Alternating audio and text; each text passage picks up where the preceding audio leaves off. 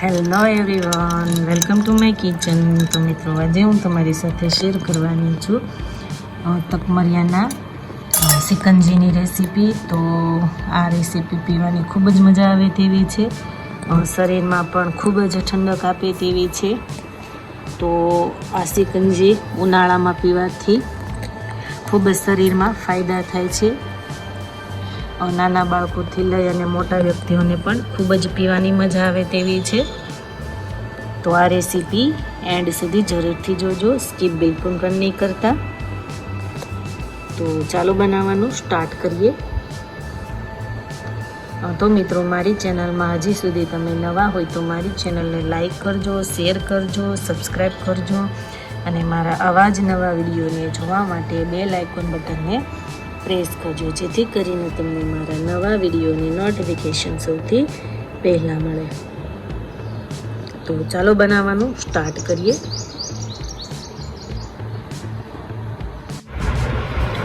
તો તમે જોઈ શકો છો કે મેં અહીંયા તકમરિયા લીધા છે, 2 ટેબલ સ્પૂન જેટલા. 1 ગ્લાસ પાણી લીધું છે, સંચળ પાવડર લીધો છે. અહીંયા મેં ખાંડનો ભૂકો લીધો છે, તેને મેં મિક્સરમાં ક્રશ કરી લીધો છે. 1 લીંબુ લીધું છે અને અહીંયા મેં જે કાળા તીખા આવે છે તે લીધા છે. તેને મેં ખાયણીના મદદથી આ રીતના ઝીણા ઝીણા ખાંડી લીધા છે, તેનો ભૂકો કરી લીધો છે. તો હવે ચાલો બનાવવાનું સ્ટાર્ટ કરીએ. તો મોટી એવી બાઉલ લઈશું અને તેમાં તકમરિયા એડ કરી દઈશું અને લગભગ 1.5 ગ્લાસ જેટલું પાણી એડ કરીશું, કેમ કે વધારે જ પાણી એડ કરવાનું, કેમ કે આપણા જે તકમરિયા છે તે એકદમ ફૂલીને મોટા થાય છે. તો હવે તેને આપણે 1 કલાક સુધી પલાળવા દઈશું, પછી જ બનાવવાનું સ્ટાર્ટ કરીશું. તો તમે જોઈ શકો છો કે આપણે 1 કલાક જેવું થઈ ગયું છે અને તકમરિયા પણ એકદમ ફૂલીને મોટા થઈ ગયા છે. તો ચાલો હવે આપણે બનાવવાનું સ્ટાર્ટ કરીએ.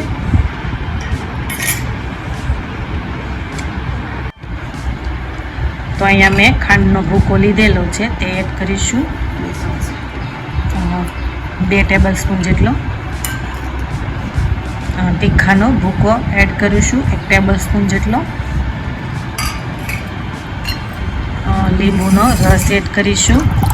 મેં અહીંયા એક જ ફાડવા જેવો લીંબુનો રસ કાઢેલો છે. સ્વાદ અનુસાર સંચળ પાવડર એડ કરીશું. બધું જ તમારા ટેસ્ટ પ્રમાણે આપણે એડ કરવાનું છે. તો આ રીતના મિક્સ કરી લેશું એકદમ.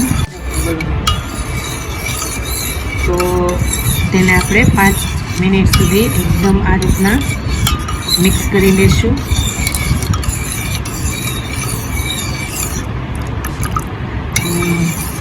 સિકંજીને થોડુંક આપણે ટેસ્ટ કરી લેવાનું, જો કાંઈ પણ ઘટતું હોય તો એડ કરવાનું આમાં. તો તમે જોઈ શકો છો કે આપણી 5 મિનિટ થઈ ગઈ છે અને આપણું સિકંજી પણ એકદમ સરસ બની ગયું છે. તો તેને આપણે ગ્લાસમાં લઈ લઈશું. તો જેવો તમારી પાસે ગ્લાસ હોય તે ગ્લાસ લઈશું.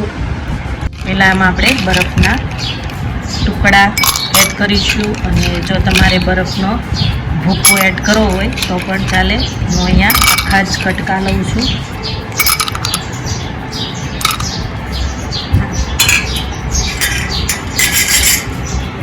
તો હવે આપણે જે સિકંજીનું શરબત બનાવેલું છે તે એમાં એડ કરીશું.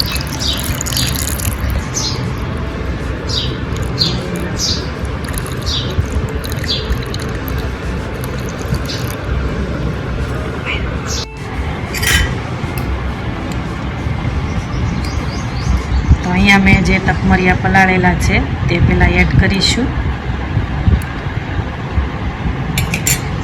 પાછું શરબત એડ કરીશું, એકદમ મિક્સ કરી લેશું.